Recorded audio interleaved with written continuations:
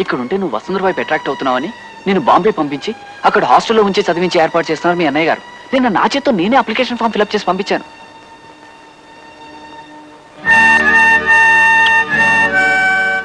నేను వసు స్నేహం చేస్తే అన్నయ్యకి ఎందుకంత కోపం? ఆయన పద్ధతే అదో రకం, నీకు తెలుసు కదా.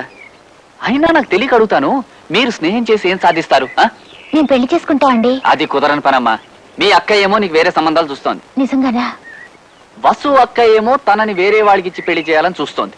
మీ అన్నయ్య ఏమో నేను ఈ ఊరు నుంచి పంపించాలని చూస్తున్నారు. ఈ పరిస్థితిలో మీ పెళ్లి ఎలా అవుతుంది అనుకుంటున్నారు? అసలు ప్రేమ అంటే పెద్దవాళ్ళకి ఎందుకు కెట్టదు కైలాసం? ఇలా జరుగుతుంది అనుకోలేదు. నిజంగా మీ ఇద్దరికి పెళ్లి చేసుకోవాలనుంటే దాన్ని నేను ఉపాయం చెప్తాను కదా. చెప్పు కైలాసం. వెంటనే ఈ ఊరు వదిలి పారిపోండి. ఇంకేదైనా ఊరు చేరుకుని హాయిగా ఏ గుళ్ళోనో పెళ్లి చేసుకుని ఇంటికి తిరిగి రండి. అమ్మో, అలా చేస్తే అన్నయ్య బాధపడతాడు కైలాసం. ఇదిగో అవ్వా బువ్వా రెండూ కావాలంటే కుదరదయ్యా. నీకు అమ్మాయి ముఖ్యమో అన్నయ్య ముఖ్యమో తెలుసుకో ముందు. నువ్వు చెప్పినట్టు చేస్తాం కైలాసం. ఎక్కడికి పారిపోమంటావు? ఏమండి మీ టికెట్లు ఎక్కడికి? రాజమండ్రికి 2 టికెట్లు ఇవ్వండి. నాగేశ్వరరావు, మా తమ్ముడు కృష్ణుడు ఏమైనా మీ ఇంటికి వచ్చాడా? వాడు ఏమైపోయాడో తెలియట్లేదండి. వాడిని వదిలిపెట్టి ఒక్కరోజు కూడా నేను... ఓకే, తర్వాత మాట్లాడతాను.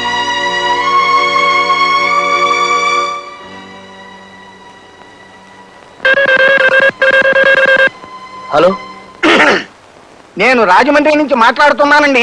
ఏమిటి? మీ తమ్ముడు కృష్ణ తప్పిపోయాట కదా? అవునండి. మీకు కనిపించాడా? అతనితో పాటు ఇంకో అమ్మాయి ఇక్కడ రాజమండ్రిలో దానవాయిపేట ఉంది చూశారు. అందులో పార్కు వీధిలో 10వ నెంబర్ ఇంట్లో ఉన్నారండి. అలాగా, థ్యాంక్ యూ. నమస్కారం అండి. నా పేరు రామారావు అండి. మాది వైజాగ్. మా తమ్ముడు కృష్ణమూర్తి మీ ఇంట్లో ఉన్నాడని నాకెవరో ఫోన్ చేశారు. రండి కూర్చోండి. వాళ్ళిద్దరూ ఎక్కడున్నారో చెప్తే... వాళ్ళిద్దరు కులాసాగానే ఉన్నారు. బాగా అలసిపోయి ఉన్నారేమో, ఆదమర్చి నిద్రపోతున్నారు. జాగ్రత్త కోసం మా వారు వాళ్ళిద్దరిని వేరు గదుల్లో ఉంచి గదులకు తాళాలు కూడా వేశారు. ఏమండి, వైజాగ్ నుంచి రామారావు గారు వచ్చారు. హలో, నమస్కారం రామారావు. మీరు... నేను మునపట్ల అలెగ్జాండర్నో చెంగిస్ ఖాన్నో కాదు, మామూలు సుబ్బారావునే. గుర్రం అనుకుని గాడిద ఎక్కాను, ఈడ్చి తన్నింది, లివర్ చెడిపోయింది. దాంతో పాత అలవాట్లకు గుడ్ బై చెప్పేశాను. కూర్చోండి ప్లీజ్, కమాన్. రా లక్ష్మి, నువ్వు కూడా కూర్చో. సార్ ఒక్క మాట, మీరు ఆగిపోయారే? అడగండి.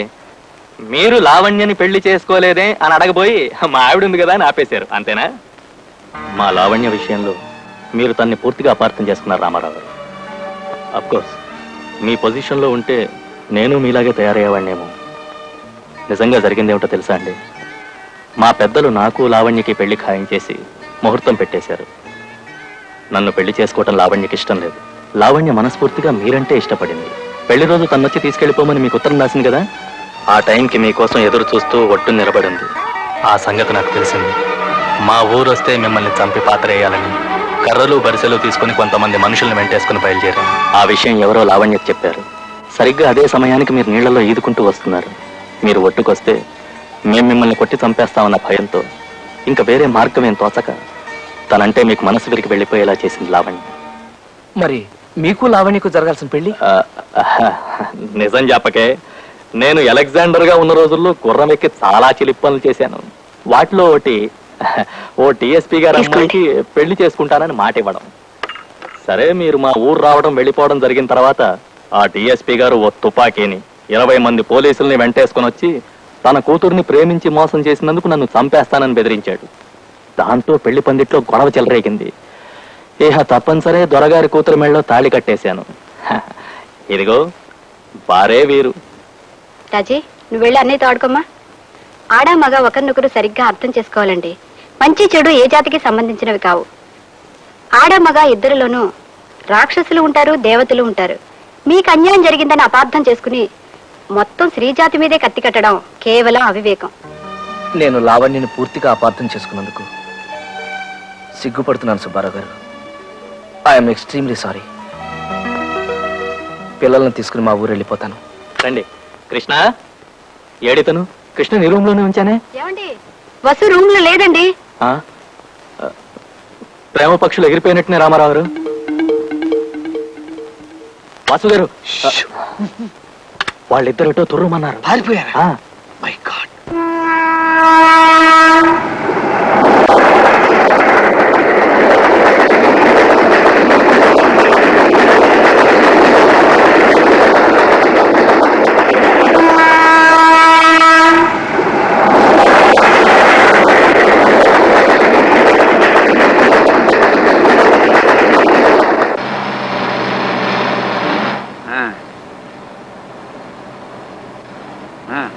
నాకు వద్దు.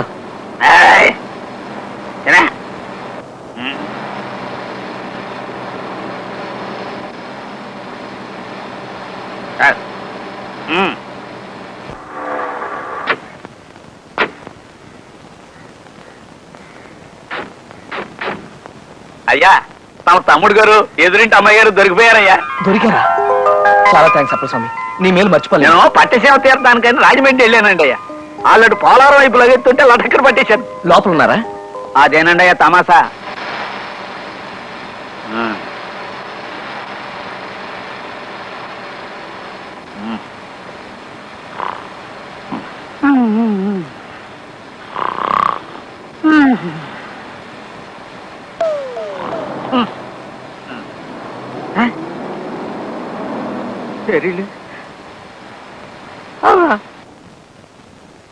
అయ్యా నా సర్వీసులో 16 మర్డర్లు చేసిన పచ్చి కేడీలు కూడా నా పట్టి ఇడిపించుకోలేకపోయారండి అయ్యా.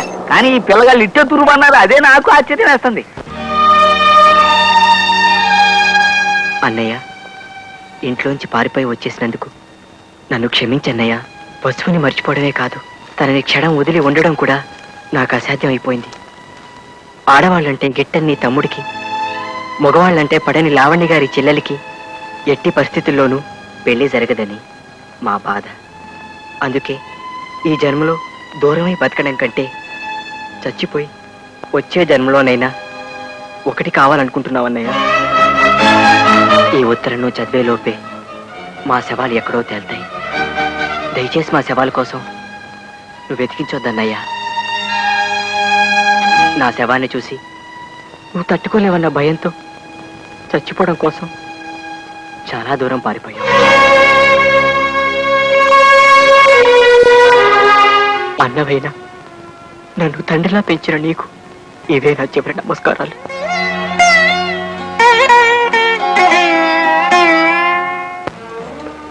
మహాప్రభు, అద్దె బాకీ మాఫీ చేస్తారని తమరు నన్ను ఇలా శంకుస్థాపన టైపులో పాతిపెట్టి తమరు అలా విష్ణుమూర్తిలా పడుకోవడం ఏమీ బాగలేదు మహాప్రభు. నిన్ను నేను పాతి పెట్టాను కదా, నన్ను పాతి పెట్టడానికి మడిసి కోసం చూస్తున్నానయ్యా. నన్ను త్వరగా బయటికి లాగండి మహాప్రభు. ఏ ఊర కుక్కన్నా దగ్గరకు వచ్చి కాలెత్తిందంటే పావమైపోతాను. లేదా ఏ ఎల్సేషను ఇసుకలో బంతి పడిందని నా తలని నోట ఖర్చుకెళ్ళిందంటే కీర్తిశేషుడు అయిపోతాను. ముక్కు మీద దురద పుట్టినా కోక్కోలేని ధర్మ బతుకైపోయింది నాది. ఆట్టే వాగావంటే తిత్తి తీస్తా. నువ్వు చెప్తున్న కథలో ఏదో లోపం ఉందయ్యా కవి. నేను ఆలోచించి పెట్టుకున్న ఓ చిన్న లైన్ వినిపిస్తాను, ఇనుకో. ఓ ఫ్యామిలీ మంగళగిరి తిరణాలకు వెళ్తారు. వాళ్ళ కొడుకు 6 ఏళ్ల గుంటడు ఆ జనంలో తప్పిపోతాడు. ఆడి తల్లిదండ్రులు ఆడి కోసం బావురమంటారు.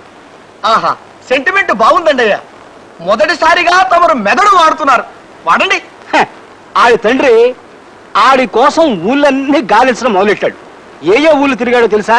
హైదరాబాదు, ఆదిలాబాదు, సికింద్రాబాదు, అహ్మదాబాదు, ఫకీరాబాదు, అలహాబాదు, ఫరీదాబాదు, ఔరంగాబాదు, ధనబాదు, సింధుబాదు, ముస్తాబాదు, పైసలాబాదు, గజియాబాదు, అబ్దుల్లాబాదు, జఫారాబాదు, హుస్సేనుబాదు. నా బొందబాదు, నా శ్రాద్ధం బాదు, నా పిండాకోడు బాదు.